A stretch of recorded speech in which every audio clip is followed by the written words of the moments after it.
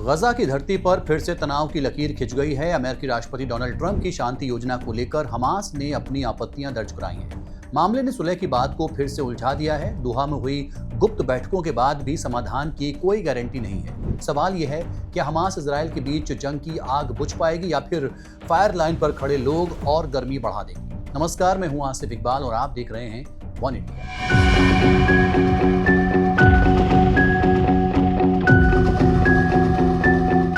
गजा पट्टी में लंबे समय से जारी संघर्ष को खत्म करने के लिए अमेरिकी राष्ट्रपति डोनाल्ड ट्रंप द्वारा पेश की गई शांति योजना पर अब हमास ने गंभीर एतराज जताया है। फिलिस्तीनी संगठन हमास के करीबी सूत्रों ने अंतर्राष्ट्रीय समाचार एजेंसी AFP को बताया है कि इस योजना के कुछ अहम बिंदुओं पर बदलाव किए बिना इसे अपनाना मुश्किल होगा। हमास के नेताओं का कहना है कि ट्रंप की योजना में शामिल निशस्त्रीकरण यानी कि हथियार डालना और हमास के नेताओं और लड़ाकों को गजा से बाहर भेजने की शर्तें उनके लिए स्वीकारने लायक नहीं है। इसके अलावा उन्होंने मांग की है कि गजा से इजरायली वापसी को लेकर अंतर्राष्ट्रीय गारंटी दी जाए और ये भी भरोसा दिलाया जाए कि भविष्य में उनके नेताओं पर हत्या या टारगेटेड अटैक की कोशिश न की जाए। खबर के मुताबिक हमास के प्रतिनिधियों ने मंगलवार को कतर की राजधानी दोहा में तुर्की, मिस्र और कतर के वरिष्ठ अधिकारियों के साथ कई दौर की गुप्त बैठकें की। इस दौरान उन्होंने ट्रंप की गजा योजना के कई पहलुओं पर विस्तार से चर्चा की। हमास को आखिरी जवाब देने में और 2 से 3 दिन का समय लगेगा।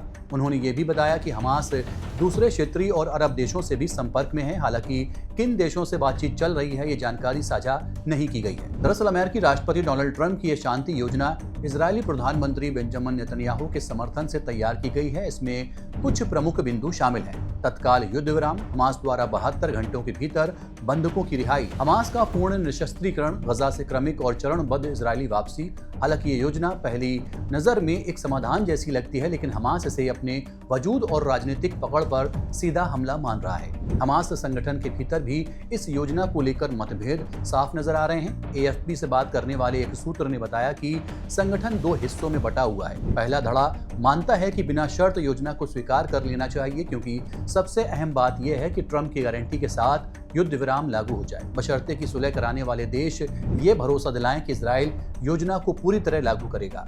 दूसरा धड़ा योजना को लेकर एतराज जता रहा है। उसका कहना है कि हथियार डालना और गजा से नागरिकों को बाहर भेजने जैसी शर्तें किसी भी हाल में स्वीकार नहीं की जाएंगी। इस धड़े का मानना है कि समझौता तभी संभव है जब उसमें हमास और दूसरे प्रतिनिधि गुटों की शर्तें और मांगें शामिल की जाए।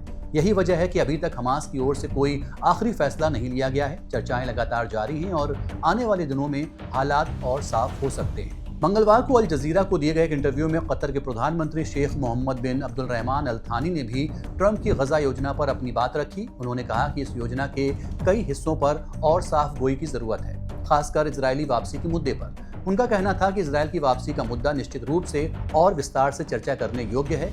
इस पर काम करने की जरूरत है। ये जिम्मेदारी सबसे पहले फिलिस्तीनी पक्ष और फिर इजरायली पक्ष की है। ध्यान देने वाली बात यह है कि पिछले महीने इजराइल ने दोहा में उस समय हमला किया था जब हमास के अधिकारी युद्ध विराम पर चर्चा कर रहे थे। इस हमले में 6 लोगों की मौत हो गई थी। इस घटना ने न सिर्फ तनाव बढ़ा दिया था, बल्कि अब हो रही बातचीत को और भी संवेदनशील और पेचीदा बना दिया है। अब सवाल यही है कि हमास आखिरकार इस योजना पर किस तरह का रुख अपनाता है। क्या संगठन युद्ध विराम की गारंटी के लिए योजना को स्वीकार कर लेगा या फिर निशस्त्रीकरण और निर्वासन की शर्तों पर टकराव जारी रहेगा। फिलहाल क्षेत्रीय और अंतर्राष्ट्रीय स्तर पर बातचीत जारी है और आने वाले दिनों में इसका कोई ठोस परिणाम सामने आ सकता है। बातचीतें जारी हैं, लेकिन गजा की भविष्यवाणी अभी भी अंधेरे में है। हमास और इजराइल के बीच नाजुक संतुलन, अंतर्राष्ट्रीय दबाव और राजनीतिक दांवपेच सब मिलकर इस शांति योजना को एक चुनौतीपूर्ण मोड़ पर खड़ा कर रहे हैं। अब समय ही बताएगा कि क्या ट्रंप की योजना गजा में स्थायी शांति ला पाएगी या फिर